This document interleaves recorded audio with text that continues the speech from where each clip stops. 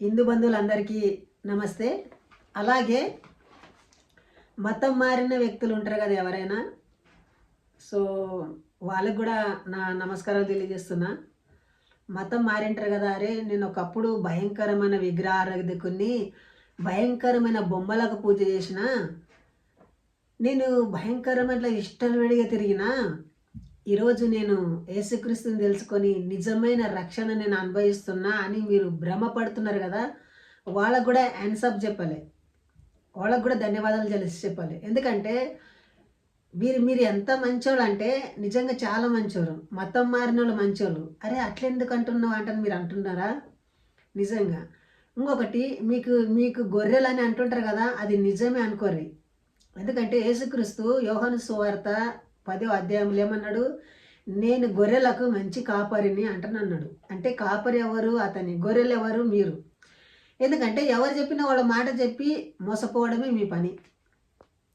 మోసపోతుంటారు. ఎవరు చెప్పినా వాళ్ళు మాట విని మోసపోతుంటారు. ఎట్లా మోసపోతుంటారు అంటే, ఒక ఆయన బైబిల్ పట్టుకొని మీ దగ్గర వస్తాడు. ఈ బైబిల్ పట్టుకొని చెప్పి ఏమంటాడు? అరే నేను యేసుక్రీస్తు అనే కొత్త బోధ తీసుకొచ్చిన, నువ్వు నమ్ముకున్నావు అంటే నీకు రక్షణ జరుగుతుంది అని చెప్తాడు. మీరేం చేస్తారంటే, మతం మారిన వాళ్ళ గురించి చెప్తున్నా అండి నేను, మా హిందూ సోదరుల కాదు. మతం మారిన హిందూ సోదరులు దయచేసి ఆలోచించండి. మీరు ఒకప్పుడు మీరు ఏమై ఉంటారు, ఇప్పుడు ఏమై ఉన్నారు. వాడు ఇలాంటి బైబిల్ తీసుకొని వచ్చేయమంటాడు, మీరు యేసుక్రీస్తులో కన్వర్ట్ కానీ వెంటనే మీరేం చేస్తారంటే, మీ యొక్క ఫోటోలు ఉంటాయి కదా ఇంట్లో, వాటిని తీసుకెళ్ళి బయట పాడేస్తారు. మీ యొక్క తాత ముత్తాతలు పెట్టుకున్న ఫోటోలు కూడా తీసి పాడేస్తారు. సో మీ యొక్క నడవడి కూడా మార్చుకుంటారు. సో ఆ మరుక్షణమే హిందువులకు వ్యతిరేకముగా అవుతారు. ఏమంటారంటే, అరే నేను భయంకరమైన విగ్రహారాధన ఉంటే పలానా సోదరుడు బైబిల్ పట్టుకొని వచ్చి నాకు సువార్త చెప్పి అప్పటి నుండి నేను శుద్ధపోసనైనా, నేను మతం మారినా, ఇప్పుడు యేసుక్రీస్తు నమ్ముకున్నా, దేవుడు నాకు స్వర్గం ఇచ్చిన అని ఒక భ్రమలో మీరు ఉంటారు. మళ్ళీ మీ భార్యలని మీరేం చేస్తారంటే, వాళ్ళ ఒక తాళిబొట్టుని కత్తిరిస్తారు. సో చెవుల కమ్మలు తీయిస్తారు, బొట్టు తీయిస్తారు, గాజులు తీయిస్తారు, తెల్ల చీర తెల్ల రేఖ ధరించి ఒక ముండ మోసిన దానిలాగా తయారు చేసేది మీరే. ఎందుకని? నేను ఎవరిని క్రైస్తవులని హింసిస్తలేను అంటే వ్యతిరేకిస్తలేను. ఎందుకంటే మీ ప్రవర్తన, ఒక బైబిల్ వాడు ఏ ఉద్దేశంతో పట్టుకొని వస్తాడు? వాని బతికిదరు. బైబిల్ వాక్యాలు 4 వాక్యాలు చెప్తే వానికి తిండి ఆ రోజు పొట్ట గడుస్తుంది. ఆ ఉద్దేశంతో అతను వస్తాడు తప్ప, వాని చేపించండి యేసుక్రీస్తు చేసిన కార్యాలు చేస్తాడేమో? చేయడు. ఎందుకు చేస్తాడు? యేసుక్రీస్తు ఏం చేశాడు? యోహాను సువార్త 2వ అధ్యాయంలో నీళ్ళని ద్రాక్షరసంగా మార్చాడు. మారుస్తాడు వాడు? మారవాడు. మత్తయి సువార్త 17వ అధ్యాయం 21వ వచనంలో విశ్వాసం లేనిన వాడిని అసాధ్యం అన్నాడు. విశ్వాసం లేకుంటే నాకు అసాధ్యమంట. విశ్వాసం గలవాడే దేవునికి ఇష్టలై ఉండుట సాధ్యమంట. విశ్వాసం లేని వాడికి దేవుడు అసహించుకుంటాడు. ఎవరికి విశ్వాసం ఉన్నది? నీళ్ళని ద్రాక్షరసంగా ఎవడు మాడుస్తాడు? చచ్చినోళ్ళని ఎవరు లేపుతారు? యేసుక్రీస్తులు అటువంటి కార్యాలు ఎవరైనా చేస్తేనే యేసుక్రీస్తు నమ్ముకున్నట్లా. విశ్వాసం లేకుంటే దేవునికి ఇష్టలై ఉండట అసాధ్యమంట. ప్రభువా ప్రభు అని మీరు ఎంత ప్రార్థన చేసినా అతడు విన్నాడంట. సో నేనేమంటే, ఈ బైబిల్ ద్వారా మోసపోయిన వ్యక్తులు చాలామంది ఉన్నారు బైబిల్లోనే. అందులో ఒక వ్యక్తిని మీకు చూపిస్తా. సో దయచేసి ఆలోచించండి. ఎవరు కూడా మతం మారిపోవాల్సిన అవసరం లేదు. హిందూ సోదరులు, మీరు నమ్ముకుంటే యేసుక్రీస్తు నమ్ముకోవచ్చు. మీ అభిప్రాయము, నేను చెప్పిన మాట మీరు నమ్ముకుంటే నేనేం చేయలేను. కానీ సాటి భారతీయుడు బైబిల్ బారిన పడి మోసపోరదని నేను ఒక ఉద్దేశం. అంతేకాదు, నేను ఈ వీడియో చేస్తున్నంటే క్రైస్తవులను మత మార్పిడి చేయలే అంటాను కాదండి. మా హిందూ సోదరులే క్రైస్తవులలో కన్వర్ట్ అయ్యారు కాబట్టి ఈ వీడియో చేస్తున్నాను.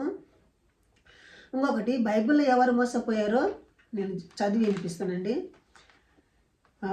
న్యాయాధిపతుల గ్రంథము 11వ అధ్యాయంలో అక్కడ ఏం జరుగుతుందంటే, గిలాదీయుడైన యెఫ్తా పరాక్రమ గలవాడై బలడు,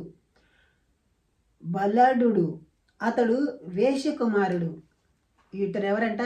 వేశ్య కుమారుడు అంట. వేశ్య కంటే ఎక్కడ మన మోటు భాషలు అంటాం కదా, బిట్టి కుట్టినోడు అంటాం కదా, అట్లా వేశ్య కుమారుడు అంట. అంటే ఎట్టికి కనుక్కున్నది వాళ్ళ తల్లి. ఎవరిని? యెఫ్తా. యెఫ్తాని వాడేం చేశాడంటే, వేరేవాడు ఆమెను చూసి ఆమెను తన ఇంటికి తలుచుకొచ్చుకున్నాడు. ఇవి ఎవరు? ఒక ఆమె అతను పెళ్లి చేసుకున్నాడు ఎప్త తల్లిని. సో ఇతని ఇంటికి దొరికొచ్చినప్పుడు ఇతనికి ఆల్రెడీ పెళ్ళి అయి ఉంటుంది. ఇతనికి 4-5 మంది కొడుకులు ఉంటారు. సో ఈ కొడుకులు తండ్రి చనిపోయినప్పుడు ఇతన్ని ఏమంటారంటే, అరే నువ్వు అన్య స్త్రీకి పుట్టినవాడవు, ఏషికి పుట్టినవాడవు, నువ్వు మా నుండి వెళ్ళిపో అని అంటారు. సో అప్పుడు ఏం చేస్తారంటే వాడు ముల్లే మూట సదురుకొని ఎటు తోచక ఉసూరుమంటూ వెళ్ళిపోతాడు. తల్లిదండ్రి చచ్చిపోయిండ్రు, వాడు ఒక్కడే మిగిలిండ్రు. తండ్రి ఎవరో తెలియదు, తల్లి ఎవరో తెలియదు, బంధువులు ఎవరో తెలియదు. తనోళ్ళ తన వెళ్ళేసారు. సో అప్పుడు ఊరు మంది వచ్చి ఏమంటారు, అరే నీవు ఊరు ఇడిచి వచ్చినాడవు కదా అని అంటారు. అప్పటికి వాడు పాపులర్ అయిపోయింటాడు. వానికి బుద్ధి వచ్చింటుంది. అరే నా వారు కాదు, ఎవ్వరు గారు, నేను ఒక్కనే ఉండి అంటే నేను ఒక ధైర్యంతో అక్కడ ఒక సైన్యాన్ని ఏర్పరచుకొని ఒక రాజులకు అతను బిహేడ్ అవుతుంటాడు. మంచి పొజిషన్లో ఉంటాడు. అతనికి పెళ్ళి అవుతుంది, ఒక కుమార్తె ఉంటుంది. సో అప్పుడు మళ్ళీ ఈ పోరంబాకు నా కొడుకులు ఏం చేస్తారంటే, ఈ దేవిని నమ్మిన వ్యక్తులు ఎవరైతే ఉంటారు కదా, అరే వాడైతేనే వీడు యుద్ధం బాగా చేయగలడు, వాడు పరాక్రమ సూర్యుడు, వారి దగ్గర జనాలు ఉండరు, వాడిని తీసుకొని వస్తాం రండి అని వీళ్ళు కట్టకట్టుకొని ఎవరి దగ్గర వెళ్తారు? వాని దగ్గర, ఆ యెఫ్తా దగ్గర వెళ్తారు. మీకు అర్థం కాకపోతే మళ్ళీ వినండి. సో మీరు కామెంట్ చేసి కూడా చెప్పండి మీకు ఏదైతే అర్థం కాలేదంటే. సో వాడిని ఏం చేస్తారంటే, అరే నువ్వు మళ్ళీ మా వద్దకు రారా, నిన్ను రాజుని చేస్తాము, నువ్వు మా వద్దకు రాటనని ఎవరు ఆ యెఫ్తాకు చెప్తారు. ఆ యెఫ్తా ఏమంటాడు తెలుసా, అరే ఒకప్పుడు నేను బీద స్థితిలో ఉండి నా దగ్గర ఏమి లేకుండే, సో మీరు నన్ను వెలివేస్తురి, ఇప్పుడు నేను ధనవంతుడైపోయినా ఒక రాజుగా నేను బతుకుతున్నా, మళ్ళీ నన్ను ఇబ్బంది పెట్టకూరు అనే విధంగా మాట్లాడతాడు. వీళ్ళేం చేస్తారంటే, అరే లేదురా మేము నీకు లొంగి ఉంటాము, నువ్వు మాకు రాజు అవుతావు, మా రాజ్యం అంతా నీకు ఇస్తామని వాడిని అంటాడు. సో వాడేం చేస్తాడంటే, అంటే పాస్టర్ వాక్యం చెప్తున్నట్లు ఇప్పుడు వాడేం చేస్తాడు, నిజంగా వీని మాటలిని యెహోవా దేవునికి ప్రార్థన చేస్తాడు. యెహోవా దేవా నిజంగా నీ కృప నాకు ఉంటే, నీ దయ నాకు ఉంటే, నేను ఆ యుద్ధంలో ఈయన గెలిచేస్తుందంటే నాకు ఎదురుగా ఏమైతే వస్తుందో అది నీకు బలి అర్పిస్తా అని అంటాడు. సో వీడేమనుకుంటాడు, ఎదురుగా పిల్లో నక్క కుక్క వస్తుంది దాన్ని అర్పితం అనుకున్నాడు. కానీ ఏకంగా తన కుమార్తెనే వస్తుంది. సో ఆ కుమార్తెనే బలి అర్పిస్తాడండి యెహోవా దేవునికి. అర్పించి మళ్ళీ అతనికి ఉన్నదంతా దుఃఖంలో మునిగిపోతాడు, ఉన్నదంతా ప్రాబ్లంలో పడిపోతారు, అతనికి ఉన్నదంతా పోగొట్టుకుంటాడు. ఒక దేవిని నమ్ముకొని వచ్చి దిగంబరులు అయిపోయిన వ్యక్తి యెఫ్తా. ఇంకొక వ్యక్తి, ఇంకా చాలా వ్యక్తులు ఉన్నారండి. మీరు వీడియోని లైక్ చేసి సబ్స్క్రైబ్ చేయండి, మన వీడియోలు కంటిన్యూ చూడండి. మీరు పాస్టర్ల వీడియోలు చూడదంటే నేను అనకొచ్చిన, ఎక్కడ మీరు భ్రమపడతారో, ఎక్కడ మీరు మోసపోతారో, ఎక్కడ అన్యాయకి గురి అవుతారో అని నేను ఉద్దేశంతో ఈ వీడియోలు చేస్తున్నాండి. నిజంగా యెఫ్తా జీవితంలో కన్నీరే మిగిలింది, కష్టాలే మిగిలింది. మున్పు ఎన్నడూ పడనటువంటి కష్టాలు అతను పడిపోయాడు.